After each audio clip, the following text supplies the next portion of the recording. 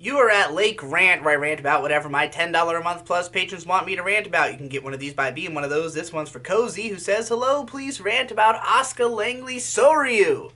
Oh man, I mean, one of the greatest anime characters of all time, as are pretty much anyone from Evangelion. We're talking about some very complex and interesting characters. You know, Asuka has been compared to the tsundere archetype before, but what makes her character so powerful is that she feels like a real person and not like an archetype.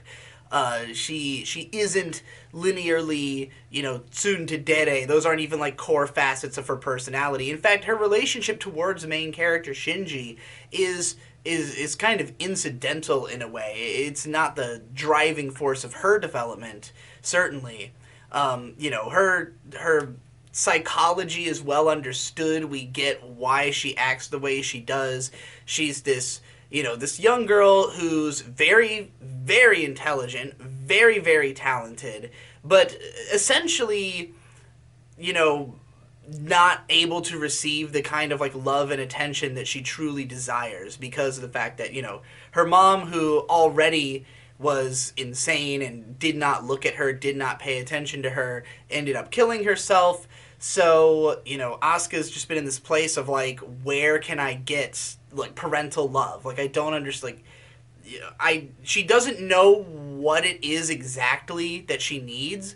She just needs it, and she wants, she wants appreciation. She wants attention. She wants love. She wants romance, and all the conflicting feelings of being about to be a young adult, essentially.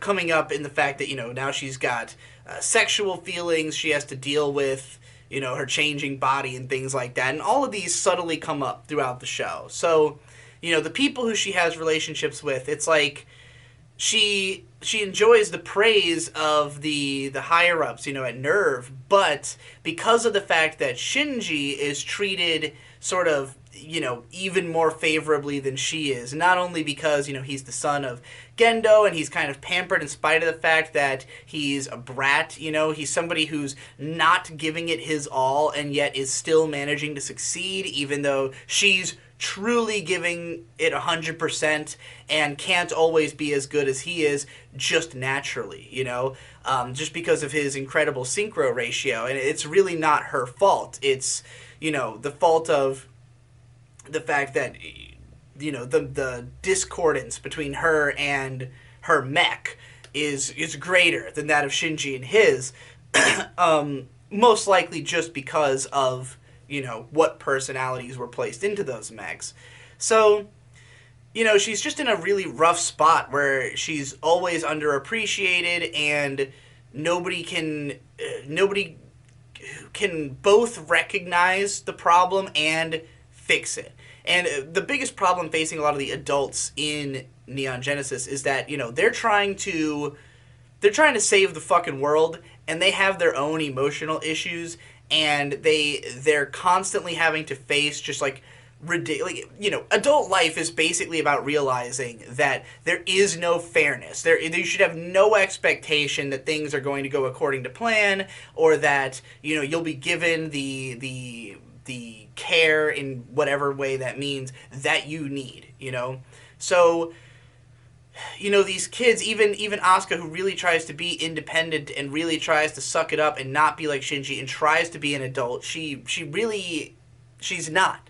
She's young, she's damaged, and she won't admit it herself, but she really needs help, And she wants to get this from Kaji, but he's got a very complex life himself. He doesn't want to get her involved. She's also a kid. He's not really sexually interested in her since he has older women he's into.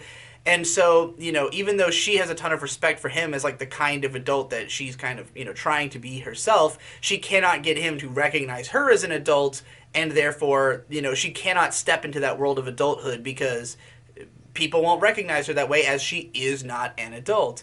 And it's the frustration of constantly being between this place of I want to be treated like a grown-up, but nobody will.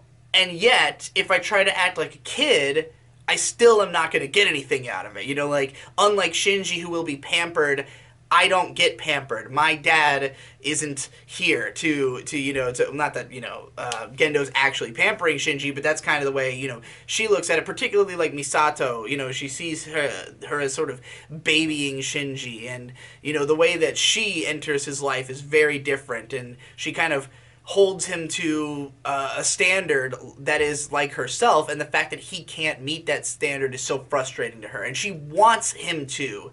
And that's really where the relationship element comes in, is that once she sees that he is actually capable, that he can actually, you know, he can save her life in certain situations. They bond over the course of episode 9, but, you know, when episode 10 comes around and she's kind of trying to, like, flirt with him, she's trying to get him to, you know, maybe, hey, you know, you could be an adult too. Like, we can grow up together. And it's like Shinji never recognizes it. He doesn't see that she's, like, really trying to put herself out there for him, but, like, her version of putting yourself out there is like, you know, her 50% is not enough for Shinji, who is, you know, completely coiled and wrapped up in himself and just, like, totally doesn't even, you know, you would have to literally say to him, okay, Shinji, like, I'm going to, like, you get to, like, guide him through. You know, you can't expect him to ever be the one to confess to you, essentially. And, like,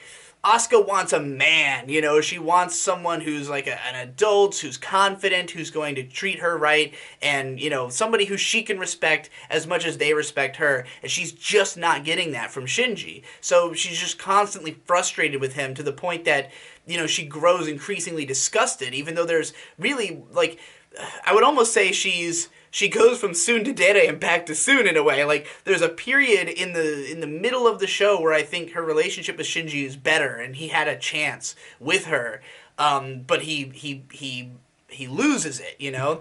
And by the time you get to the movie, you're at a point where she's completely disgusted with him. They're basically at the absolute bottom of, you know, where their relationship could be at, and that he has, like, done bad things to her.